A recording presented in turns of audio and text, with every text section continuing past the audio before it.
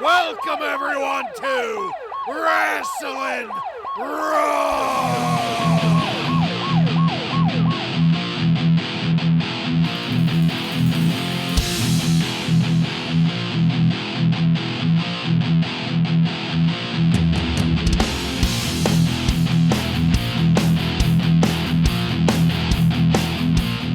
You're listening to Wrasslin Raw, the podcast that takes you back to when the World Wrestling Federation developed a little bit of an attitude. Thank you for joining us. You're here with Ryan Arico.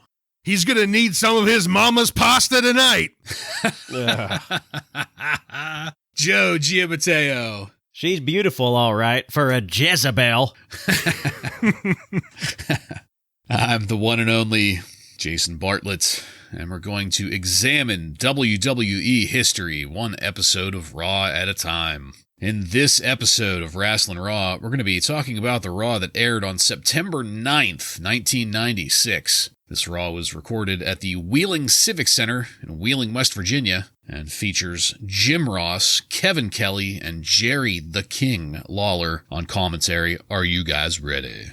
I'm ready. Ready. All right, then let's get into it. Tonight, the battle for Ahmed Johnson's Intercontinental title continues. Faarooq will be taking on Savio Vega in an Intercontinental title quarterfinal match. Ahmed Johnson appears on screen briefly to say that there's going to be hell to pay for whoever winds up with that title.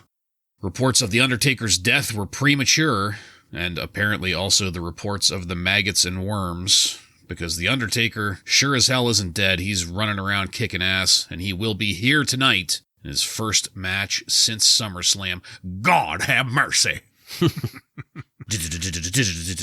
And we will go straight into our first match of the night. Faarooq with Sonny defeats Savio Vega by pinfall in 13 minutes and 37 seconds in a WWF Intercontinental title tournament quarterfinal match. Sonny leads Faarooq out, and she was barely staying in her bra. That looked pretty good at first. Got a little old after a while, though, whenever the cameraman wouldn't stop zooming in on it. She looked like she was dressed like an office scene in a porno. Yes. Like the pencil skirt and the blouse wide open. Are we gonna have to stay after late tonight? Yeah. Why don't you take it down another button there? Yeah, that's great shit, pal. The exact opposite of that was Faarooq in his gladiator outfit. I think the helmet is getting smaller, though. Hopefully that will continue to get smaller until it disappears.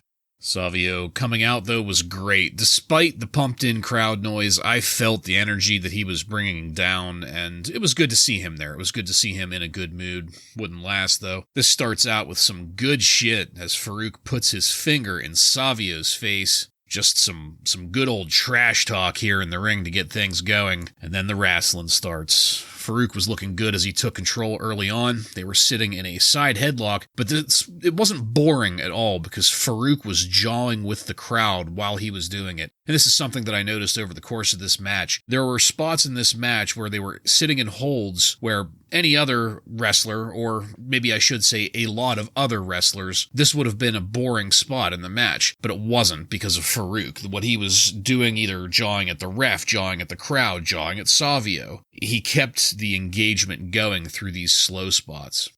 Savio's crossbody into Faarooq there was a little telegraphed, but it was pretty cool to see Faarooq catch him in that crossbody, turn around, and then just toss Savio down to Sonny like some kind of tribute. That was just a neat visual. That spinning heel kick that Savio put on Faarooq, my God, that was textbook. The slow-mo replay just confirmed how good it looked. And Faarooq's spine buster right after that, it was a reversal off the ropes, also pretty goddamn good looking. Here in this match, though, at this point, Sonny started to get on my nerves. And this is something that has been a slow build for me. I mean, she's been annoying here and there, but that's her job. She's a heel manager. You know, she's supposed to be annoying. You mean that Jezebel? Yes. Yes, that yellow slut. She never shuts up. It doesn't feel like there's a strategy to what she's doing. You know, she's not reacting only to certain things. It's just a constant stream of bitching coming from ringside. And half the time the camera's focusing on it. Yeah, starting to get a little annoyed with old Sunny here and what she's doing. Savio's arm drag takedown from the reversal in the corner looked great. So did Savio's inside cradle at about the 2/3 mark in this match. That was smooth as hell. Rhetorical question, guys. How many times did the camera zoom in on Sunny's cleavage at the expense of the action in the ring? We missed the finisher completely. Yeah. Again, I have to point out how much I loved how vocal Faarooq was being in this. Just all great stuff, and I hate to say it, but it's a break away from the norm. We don't usually have people being this vocal during their matches. Also, another rhetorical question for you guys. How many times can we put a graphic of Jose Lothario on the screen before it becomes too many? His fucking shirt made him look like a referee. Faarooq ends up nailing the finisher that we didn't really see to get the pin and the 3 count. But things aren't over here yet. Sunny gets on the microphone to boast about things, while commentary notes that Faarooq will be facing Psycho Sid in the semifinals. And then we get an image of the brackets there, and it should be noted that Owen Hart and Mark Marrow are in the other semifinal bracket. But wait just a second. Speaking of Psycho Sid, Sid ends up coming down to the ring after Sunny starts yelling in the microphone. And let me tell you, Sid loved it. The crowd loved it. I loved it. This is a theme that's been going on with Sid lately. As soon as he comes out, there is just instant joy and engagement from everybody in the equation. Sid was spraying baby oil with every twitch and movement. But the officials flood the ring to prevent anything from happening, and then the show will move on from there. But we're going to pause for a moment here. I didn't like seeing Savio do the job for Faarooq, but it was a pretty damn good match regardless. Ryan, what did you think about this match and its aftermath? What was clear right from them coming down the ramp that Sunny was going to be a distraction in this a lot. But if we leave her out of it, the amount of time they spend with her, this was a fantastic match between two big, strong guys that, to be honest, I thought just worked really well together. At the beginning of the match, JR brings up Mike Tyson's fight against Bruce Sheldon. Do either of you remember that fight? No, I don't remember that one. At the time, it was one of the shortest fights ever. Mike Tyson won in 1 minute and 49 seconds into the first round. Wasn't a real strong match, and that's why they were making fun of this Bruce Sheldon.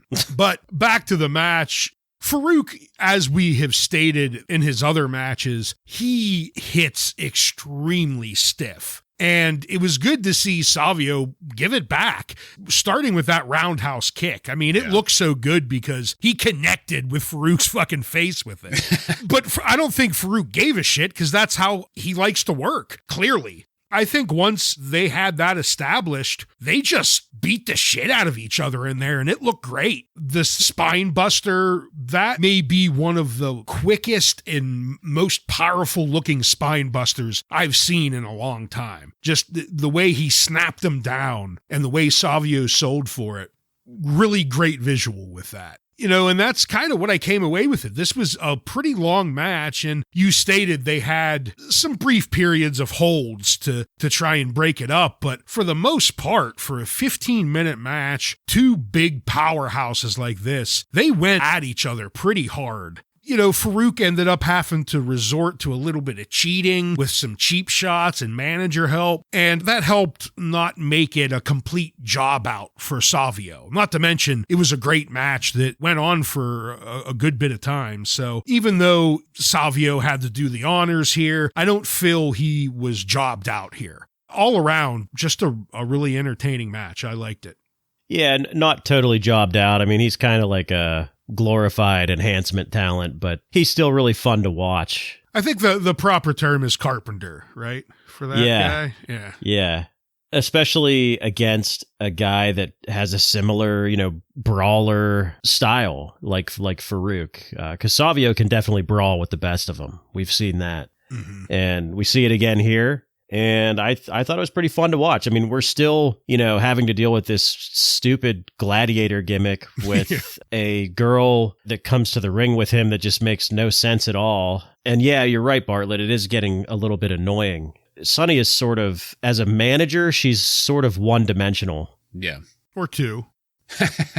I still think she would make a great event host or a host of a show, which I think she was on that. They plug that show Livewire later in this episode, and I think she was one of the hosts of that show. So I think that's just a better role for her. And her with Faarooq just doesn't make any sense. The guy's a gladiator, and you just have this girl coming out in random clothing. Like, you look at Marlena, for example, she's always wearing a gold dress. Mm-hmm. Right. She has a theme to her and a purpose. I mean, even Sable sort of has more of a theme and a purpose than Sunny. So it's just really ridiculous, but we know it's not going to last. So, I mean, we at least have that to look forward to. But Faarooq is definitely, he can go in the ring for sure. I'm kind of surprised that Vince okayed this stare down between him and Sid, because Sid fucking towers over Faarooq. I mean, Farouk's a big guy, so it doesn't really matter. But knowing Vince, I'm surprised that he was like okay with that. Yeah, 100% agreed on that. It was a very stark contrast between the two, especially once all the referees started getting involved too. It was like a bunch of ants swarming around them. But we're going to take a look at something that happened on the Action Zone yesterday. Now, the superstars of the WWF, they recorded mini promos for Ahmed Johnson, more or less just wishing him well in most cases. Savio Vega wished him well. Bob Backlund said Ahmed's campaign didn't last very long. And let me just ask. That's a negative. That's a negative. Yeah. Okay. He talked. I mean, it's as simple as that. He talked. Okay. Well, I don't want to make assumptions. Okay. So we'll move it past President Backlund here. Psycho Sid graced our screens during that and was completely cogent and not at all psycho in his well wishes. Kind of surprising. Stone Cold Steve Austin, though, he stuck to his gimmick and said that he hopes that Ahmed gets well and comes back so that Austin can pound the other kidney. We got a rare example of Marlena talking here, as she and Goldust quoted Silence of the Lambs, something about a kidney being served with a nice Chianti. And then the icing on the cake, Phineas Godwin tells Ahmed happy birthday. Overall, fairly entertaining, I thought. We got a great video package of Mankind with movie voice guy asking us to pray for Shawn Michaels. And then we came back to Carlos Cabrera in the ring, introducing Shawn Michaels, but not Jose Lothario. Jose Lothario came out anyway, though, unfortunately. Shawn was dressed like Don Johnson in Miami Vice. Carlos asked Shawn if Shawn was ready for Mankind. Shawn said that he would like to address Camp Cornette first, and then Shawn does the unforgivable. He sets up Jim Cornette versus Jose Lothario, and then hands the fucking microphone to Jose. No. That's a negative. Thankfully, Carlos pried it away from him later. Jose drained the life out of this segment like a goddamn sponge. And then finally, after what was just way too much time, it felt like Shawn got back on the mic and cut a very Shawn Michaels promo on the upcoming match against Mankind. As we're coming away from that, Kevin Kelly makes sure to highlight the Playgirl pictorial that Shawn had posed for, and we break to commercial just as Jim Ross is yelling something about Razor Ramon and Diesel. The commercial was for an unnamed program with an undescribed format, which is what I thought. You guys mentioned just a minute ago, Livewire. Is that what this is for? Yeah. Okay, Yeah. I must have missed it. We are told to plug in on September 21st on the USA Network, which I think will be a Friday, given some of the later dates that we see in this episode. But this was just a kind of one of those schizophrenic packages, overdubbed with a bunch of one-liners from various commentary personalities. Sounded like it was mainly Jim Ross and Doc Hendricks, but no real specific defining information as to what Livewire is going to be. And that's the end of this segment. Ryan, please give us your thoughts on the superstar's well wishes for Ahmed and that cryptic USA Network commercial, everything in between. I thought the well wishes for Ahmed Johnson was kind of entertaining. They just went back and forth between Babyface and Hills, giving contrasting messages for Johnson. So, yeah, I thought that was okay outside of Bob Backlund.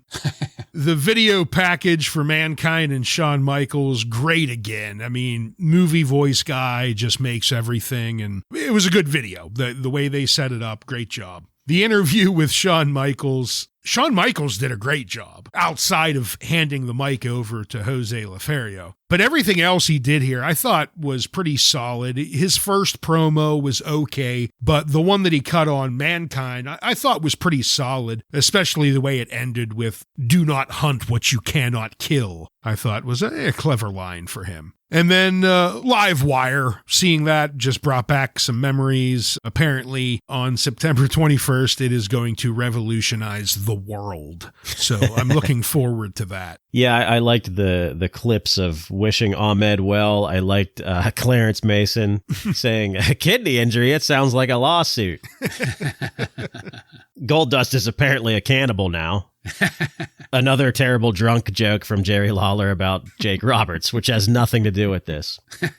And the interview with Shawn Michaels, I like the interview. It appears as though Shawn is not afraid of Mankind at all, so I hope that changes within the next couple weeks. Love seeing Carlos Cabrera. I think he was one of the guys that was a budget cut here like a month or two ago after being with the company for like 30 years. So that's unfortunate, but Carlos is the man. Spanish announce table for 30 years. I mean, come on. That's good stuff. And he ripped the microphone away from Jose Lothario. Yeah.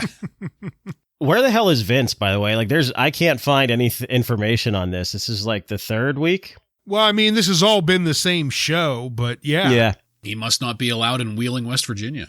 He's clearly, like we've said the past couple of weeks, it's very clear that he's screaming into their ear this entire episode. Hopefully we'll get to see some clips while watching these Raw episodes, because Livewire, I remember being like a really good interview show. Yeah. Like I remember a lot of great promos from people like Stone Cold Steve Austin and like Brian Pillman on that show. And even Vince Russo, I think, made some appearances on Livewire. So that was his Vic Venom character, wasn't it? Yeah. So hopefully we'll see some clips here and there from that show. Yeah, agreed.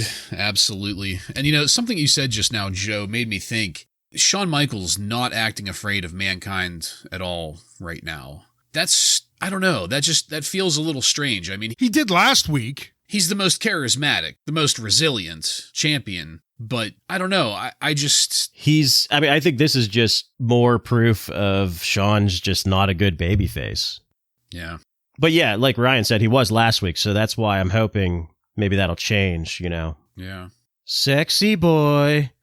Sexy boy.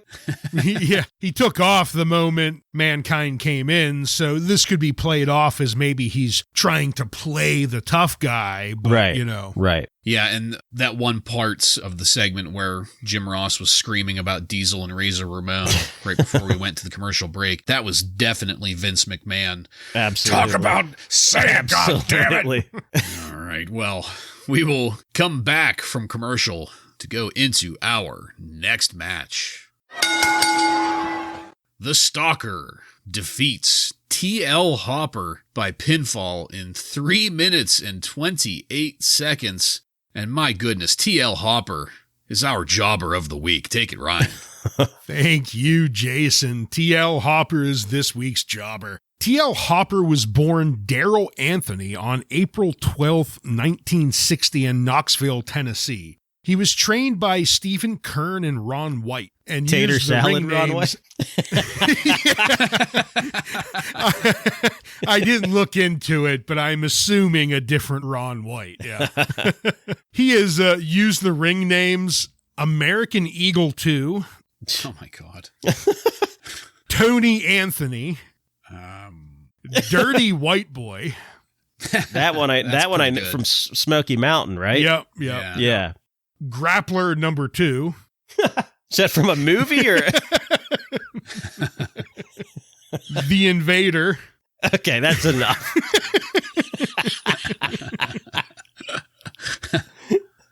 The Mighty Yankee. Oh my God. Jesus. Uncle Cletus. Some folk will never lose a toe, but then again, some folk will. And TL Hopper. Hopper made his debut in October of 1980 for Mid-Atlantic Championship Wrestling, where he would work as a jobber for the next couple years. In 83, he joined AWA and formed the tag team The Grapplers with partner Leon Denton. Together, they would win the AWA Tag Team Championship, and in 84, together won the NWA Central States Tag Team belts twice. In the mid-80s, the Grapplers split up, and Hopper would jump around to a few different southern indie promotions until 89, when he joined United States Wrestling Association. Also in 89, Hopper defeated Dustin Rhodes in a final round of a tournament to become the first USWA Southern Heavyweight Champion. So there's a tie-in with Goldust already. He's going to have a few tie-ins here. In 1992, TL joined Smoky Mountain Wrestling and was quickly pushed as a main eventer and won the SMW Heavyweight Championship from Brian Lee on August 8th, 1992. And in 95, he teamed up with a familiar name, Tracy Smothers, to win the Smoky Mountain Tag Team belts from the Dynamic Duo, which was made up from some more familiar faces, Al Snow and Unabomb, or Glenn Jacobs. Yeah. In 1996, Hopper joined the WWF and was given the gimmick of TL Hopper, a wrestling plumber. His first match with the company was a loss to the mild man Mark Marrow on June 24th, 1996. His biggest victory while at the WWF was a win over the departing Duke the Dumpster Droese. Sadly, we missed his next career highlight. At the Bikini Beach Blastoff segment at the Free For All show before the 96 SummerSlam, Hopper was chosen to investigate a brown object floating in the swimming pool. Oh, Jesus Christ. Oh, no. Did they do a Baby Ruth? Like the Caddyshack movie it's parodying, Hopper, after retrieving the object, takes a bite and lets everyone know it's a link of sausage. That makes it better, though. Yeah. After he peaked in his career at the WWF with that last segment, TL Hopper began being used pretty much exclusively as a jobber. They would try to repackage him as a partner for the Godwins, going by the name Uncle Cletus. However, this was pretty short-lived. Uncle Cletus accidentally caused the Godwins to lose a match against the Legion of Doom, and after the match, the Godwins beat the shit out of Uncle Cletus. And Uncle Cletus was never seen on WWF television again. His last non-televised match with the WWF was on March 9th, 1997, losing to Aldo Montoya in a dark match on Shotgun Saturday Night. After leaving the WWF, Anthony returned to his home state of Tennessee, where he maintained considerable popularity and wrestled for various independent wrestling promotions around Tennessee. In recent years, he plays a prominent role in Knoxville, Tennessee's Extreme Wrestling as its face commissioner. Daryl Anthony, aka TL Hopper, career record is 684 wins, 654 losses, and 107 draws. So his wins would say otherwise, but with his ridiculous gimmick that he was saddled with here at the WWF, he had no chance to be anything but a jobber. Wow. A champion. Yes, a champion, but not here. Not here. Whew, my goodness. Well, my first note on this match was to ask you both, correct me if I'm wrong here, but this is only the second match we've ever seen TL Hopper in. Maybe third, but... It's the third, yeah. He was in his debut match and then that tag match. Oh, the tag match. Okay. Yep, I forgot about that. Well, Hopper is there in the ring, and then the Stalker comes out, and Jesus Christ, there was already nothing about that gimmick that was going to work at all. Hate to say it, but looked ridiculous. Absolutely ridiculous. And the lack of focus on this match and the unimportance of the Stalker's debut is highlighted as we go to a split screen with Brian Pillman and Owen Hart. Pillman is excited about the fact that he's gotten Owen and Bret Hart back together again. He is champing at the bit to say things, and a couple times kind of steps over Owen as Owen is trying to get some of his points across. Owen goes on to state here that Bret Hart will give a great announcement at Mind Games in Philadelphia. Hey, by the way, just in case you were wondering, there was a match going on in the ring here, but we can't focus on that. Jim Ross has to take some time to publicly apologize for leaking the return of Diesel and Razor Ramon. Apparently that has caused a snag in the contract negotiations and shouldn't have been made public yet, but JR does assure us that he will give us more information on that later. Commentary just so happens to pause at the right moment for a second 2 count here in this match. And in the ring, the Stalker throws TL Hopper into the corner. TL Hopper makes the timeout sign and yells, Now wait a minute! The Stalker then puts TL Hopper into the corner again, this time to set up a superplex. And the Stalker is barely able to lift TL Hopper up to the top turnbuckle. TL Hopper is barely able to get his feet to clear the ropes going over for the superplex. And I was barely able to maintain interest in any of this. Neither was commentary, apparently, because they segued out of this segment pretty goddamn quickly. Joe, the way the Stalker debuted here makes me think he's got many years of quality matches ahead of him. What do you think? Yeah, I mean, this whole match is just grade A cartoon bullshit and pretty sloppy, really. I mean, oh, yeah. These guys have been wrestling for a long time, but maybe never wrestled each other. I don't know. Looked pretty sloppy to me, but the Stalker, I mean, man, never had a chance, first off, because 2 weeks ago or whatever it was, they told us it was Barry Windham, so that takes all the mystery out of it. And then he comes out with this, like, it looked like a 10-year-old telling his mother, like, hey, Mom, I want to be an army man for Halloween. G.I. Joe. It was so fucking low budget makeup job, like fucking horrible. So, yeah, this was just bad all around. The one good thing was, or at least what I thought was good, was this Owen Hart and Brian Pillman stuff, because is Owen going to turn babyface now, or is he just bluffing? It's kind of interesting that they're doing something with Owen Hart finally, which is good. But this match is trash. And can you guys make sense of what JR is telling us about this? No. Because I know that not only are we getting a fake Razor and Diesel, but we're getting a heel JR, and it's very confusing to me, but I hope. And this is before sense. I remember heel JR, because that happens years later with Michael Cole. Right? Oh yeah, right. I'm just taking a wild flying guess, but I think they're just trying to build some kind of anticipation for Diesel and Razor by dropping these little hints, and then he says that him telling us that they're coming was a mistake, and that it's put a snag in the negotiations. Okay, which then prolongs the amount of time before we'll see them. It's got to be one of the worst setups in history. Oh yeah.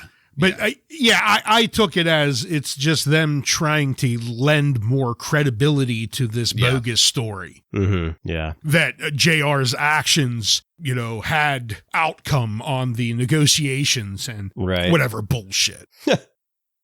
That's all I had, Ryan.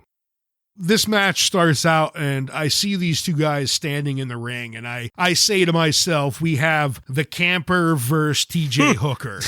and it lived up to everything I thought it would. Well, I guess. I mean, we go immediately to a split screen with Pillman and Owen Hart, and I'm glad. This is one of the split screens. This is one split screen I was happy for, because when you looked at the ring, it was just sloppy. And then you just said, I'm going to pay attention to Pillman and Owen, because this is pretty interesting. And it was. Owen saying him and Bret are back together. I'm interested in that. Looking back at fucking the Stalker and Hopper in the ring, no, I'm not interested at all in that. And we finally do come back briefly, but then go back to JR apologizing. And then that's it. We see more of this terrible gimmick. JR tries to explain the mantra of the stalker. He says, he stalks it, he hunts it, he kills it, he skins it, he eats it, he digests it. and then later on, he might even need TL Hopper to unclog it. He fills the freezer. Yeah.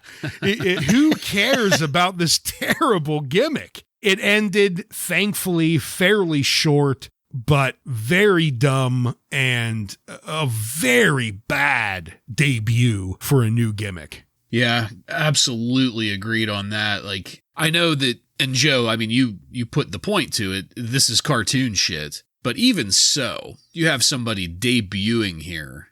You would think that they would treat it just the debut. Every match after this, let it be a bullshit. Well, I mean, he's also wrestling a plumber. Yeah, but I think TL Hopper's first match got more focus than this did, you know? Yeah.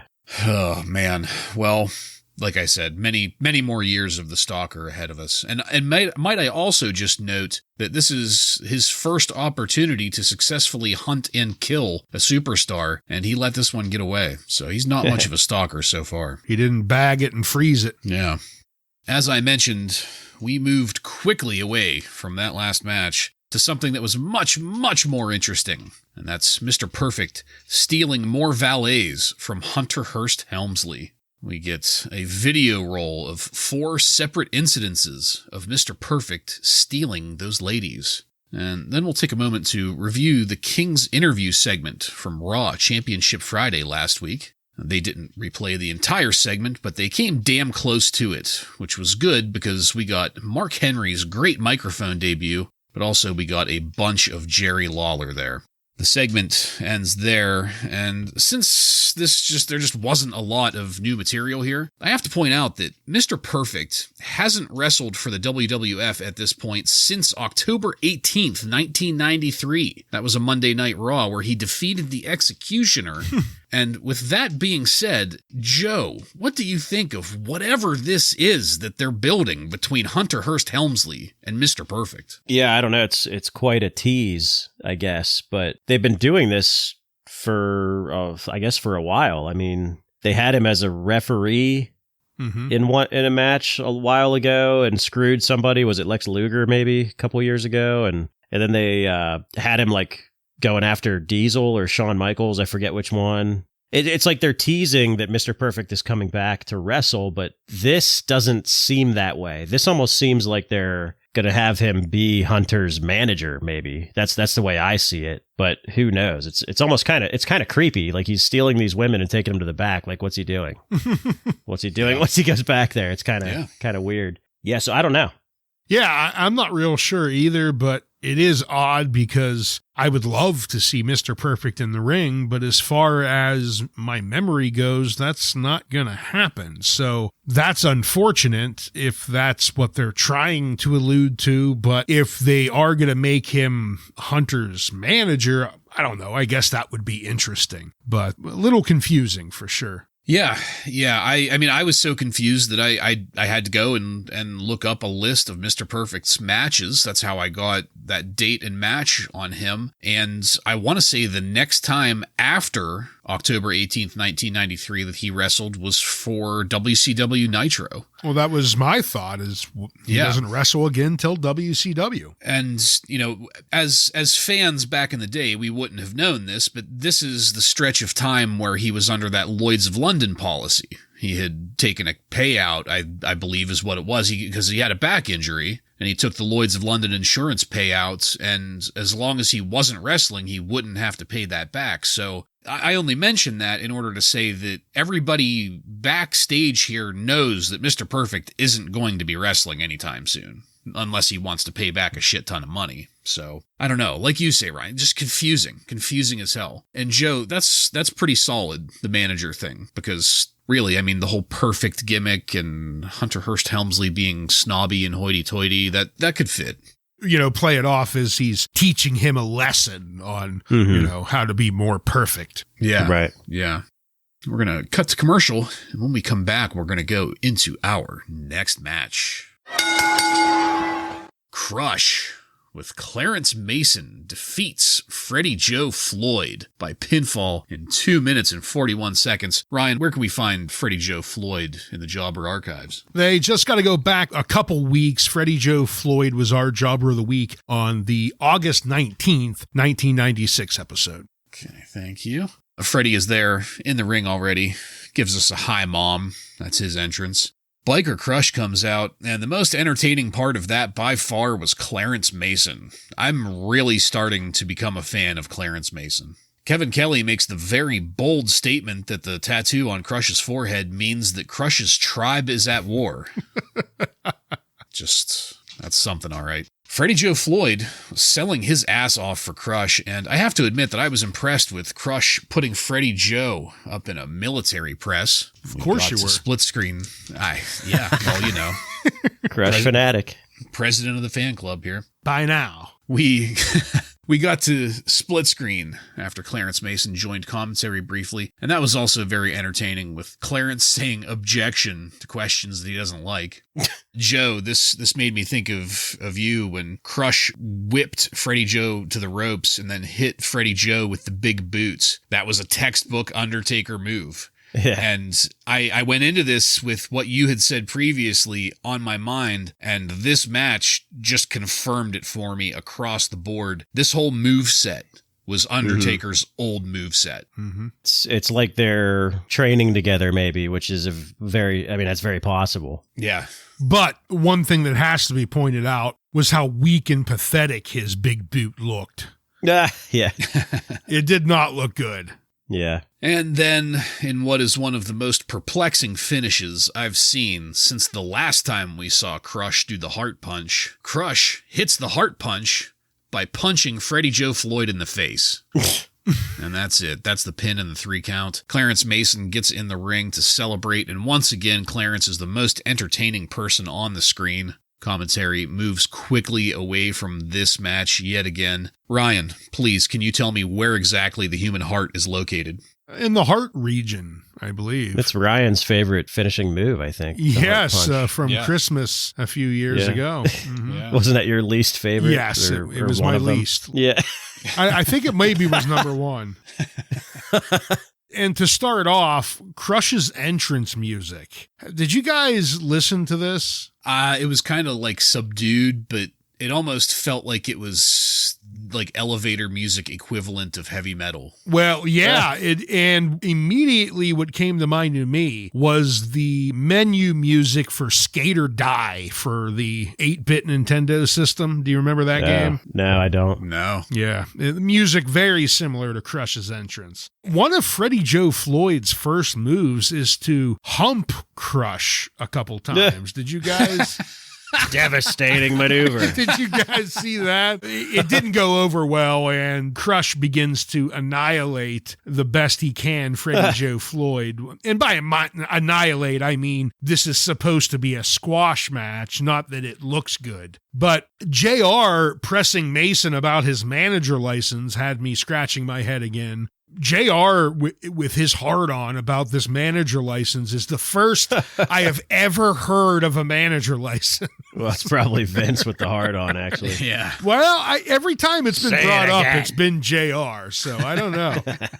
But the big boot, Bartlett, you pointed it out as your new favorite finish.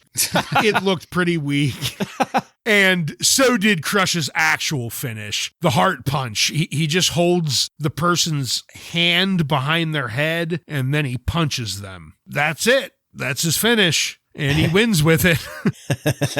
It was a pretty piss-poor match. Yeah, Crush's head almost looks fake when he comes out. It's like he looks like a mannequin or almost like a character from like a lower budget Matrix movie.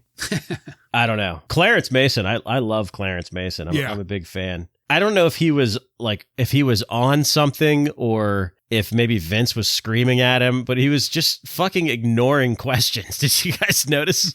Yeah. Like he wasn't answering any they were asking him questions and he was just completely ignoring them. So I don't know what was going on there, but the objections were funny and everything. And I mean, I had to focus on that on the commentary because this match was just was terrible. And then the Hart punch, the commentary for the Hart punch was ridiculous too. Acting surprised, but they're not. Terrible. Terrible. Probably the best word for it. Well, why dwell on the present when we can take a look at the past?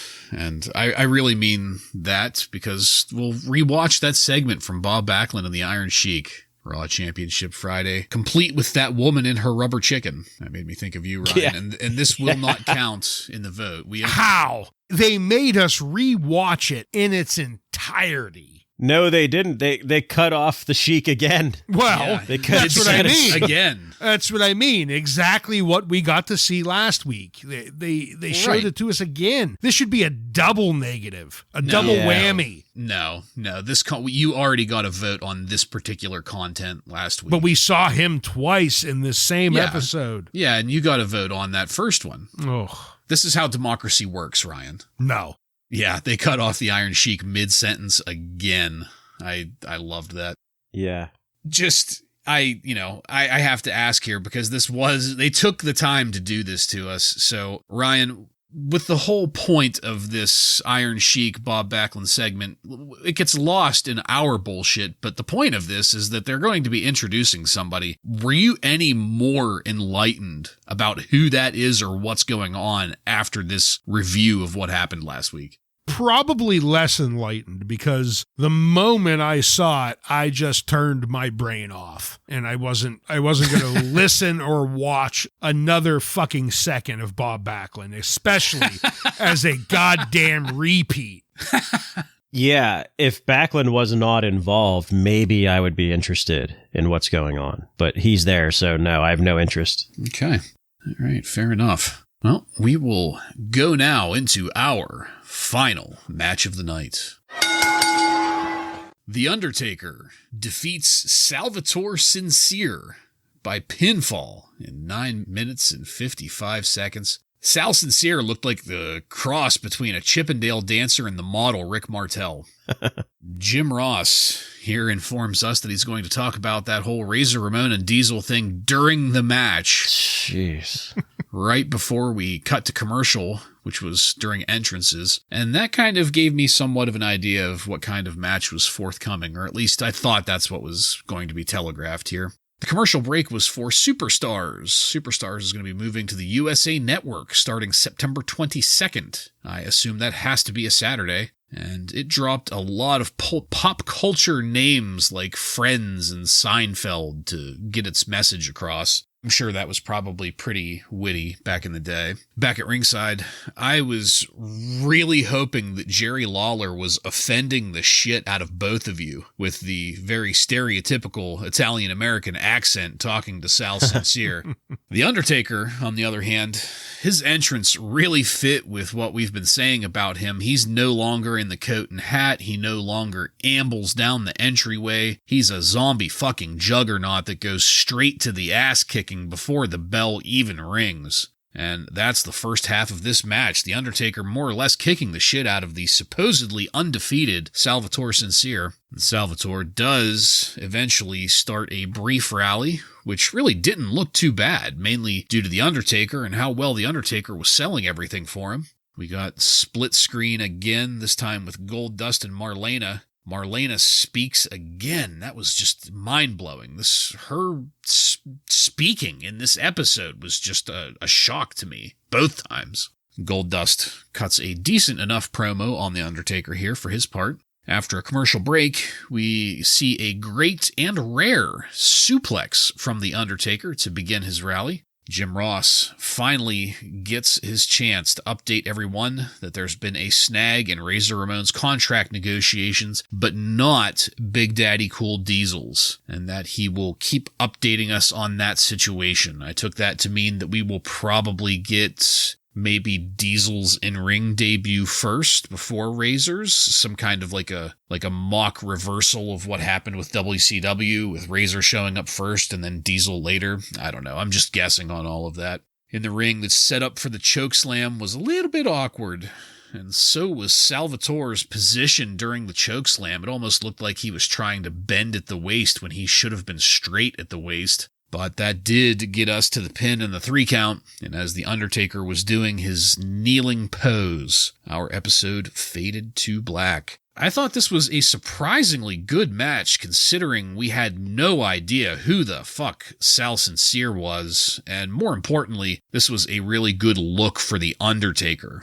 Joe, what did you think of our final match and the way that Raw ended tonight? Well, Salvatore Sincere is extremely offensive. And I thought for sure he would get squashed here, but he did not. It was actually a fairly long match, I guess, for this situation. The character, I guess, is probably at least 4 years too late because, you know, it's like they're trying to do like what they did with Razor, you know, 4 or 5 years ago. But now Razor had to be more real in order to get over in 1996. So, you know, this is something that's probably not going to work. And you'd think they would have known that, but I guess not. Goldust and Marlena giving us the Untouchables quote, so that's fitting for a Sal Sincere match, right? Yeah, so I guess Vince woke up today and decided it's time to let Marlena talk. That's kind of weird. Man, Jim Ross is really annoying the shit out of me with this Razor and Diesel stuff, and I know it has to be Vince, but my God, it's like never ending, this whole episode. And they're also obsessed with telling us that Salvatore Sincere is undefeated. They must have said it like a billion times, so that has to be Vince yelling into their ears again. I don't know. I mean, this match I didn't think the match was very good, but I didn't think it was terrible either. And I do like this pissed off, angry version of Undertaker. I think it's something different and interesting. Yeah, I'm going to start right there. I think we all three agree here. Seeing The Undertaker start just running to the ring faster and more focused, kind of like Goldust has changed. Yeah. It's a good look for him. Like both of you, I thought for sure this was just going to be Salvatore getting annihilated because it seemed that way going into it. But they remind us a bunch of times that he's undefeated. And I'm saying to myself, gee, I wonder if you're trying to tell us anything here. Are you maybe trying to build him up? You know, the fact that he has no name in any fan's thought, like no one gives a fuck who this guy is. They didn't realize they had Goldberg 2 years early. The streak. Yeah. That was kind of interesting, and I was expecting an absolute beatdown here, but Salvatore actually put up a little bit of a fight here, and this wasn't an absolute job out. So that was pretty surprising to me. And most credit goes to The Undertaker. The Undertaker did a really good job of putting Sal over here, really. I mean, because I'm sure at this point, if The Undertaker said to Vince, no, you know, I'm not going to go for any length of time. I'm not going to let this guy take over in the match. I'm going to fucking kill him. They would have allowed that, you know, but he actually went out there and for a brief amount of time put this guy over. So I got to give The Undertaker credit there. And the match definitely looked much better than what I was expecting going into it. So I was surprised. Yeah, agreed on that. And whenever I made my comment earlier, I wasn't trying to infer that this was a great match necessarily. It was just surprisingly good. Yeah. I mean, you know, it's a stereotypical Jersey Italian gangster. Like, the work was decent. This might as well have been TL Hopper or the Stalker. Exactly. I was expecting a TL Hopper Stalker match. Yeah. Mm-hmm. All right. Well, gentlemen, as I said, our episode ended. So let's take it on over now to highlights and lowlights. Joe, why don't you take that first, please? I'm going to do something different this week, I think, because after the Shawn Michaels interview, this episode got turned into a fucking cartoon, basically. So everything from the beginning till the Shawn Michaels interview is a highlight, and everything after for me was a low light. Does that include Jose Lothario as your highlight? I mean, is he a highlight? No, but the interview itself was. Okay. But I mean, you know, after you got a fucking plumber, you got a stalker, you've got a Italian guy from Jersey, you've got Crush, you've got Freddie Joe Floyd, Bob Backlund. I mean, my God, what a mess.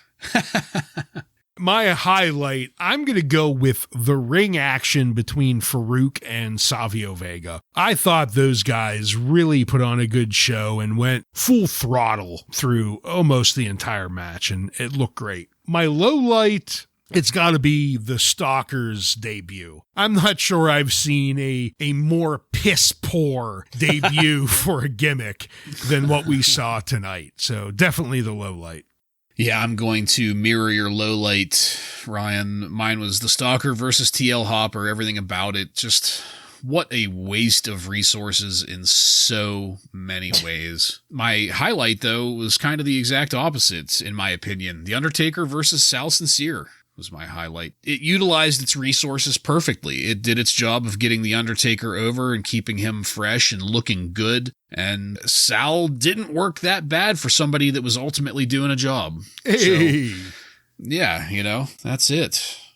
Joseph, do you have any contemporary wrestling news from on and around September 9th, 1996 for us? Yes, Dave Meltzer reporting that The Undertaker missed this past weekend's shows due to a staph infection. He cut his arm during the Boiler Room Brawl, and it apparently got infected later on. By God. Was a little too close to Betsy. Oh, and that sausage. Yeah. Oh, my God. The fucking sausage. You guys remember the military guys in Syracuse that attacked Shawn Michaels? Sure. Well, oh, yeah. There's like, what, 15, 16 of them? Whole fucking troop of them. The platoon. Well, all charges against those guys have been dropped. Oh. So everybody's bad company's off the chain. Free to move on and live their lives. Last note here, there wasn't much going on this week. Tom Pritchard, we mentioned last week that he's going to be training some guys now. And he is regularly training Dwayne Johnson and Mark Henry right now, who are both set to debut soon. Very nice. And that is all. Thank you, Joe, for that very, very good news. It's about time we end on something good, right? Yeah. Good times are coming. And that's it, folks. We are done with this one. I want to thank you again for joining us. If you like what we're doing here and want to connect with us, you can email us at wrasslinraw. Just add @gmail.com to the end of that to submit questions or comments. Check us out on social media and on every podcast subscription platform. While you're there, don't forget to follow and subscribe to get every episode of Wrasslin Raw coming to you every week. Give us a 5-star review and let your friends know how much cooler they would be if they became Rawheads like you and me. Next week on Wrasslin Raw, we're going to take a look at the Raw that aired on September 16th, 1996, with matches featuring Jake the Snake Roberts, Mark Marrow, and many more. So, for Joe and Ryan, I'm Jason, and this has been Wrasslin Raw.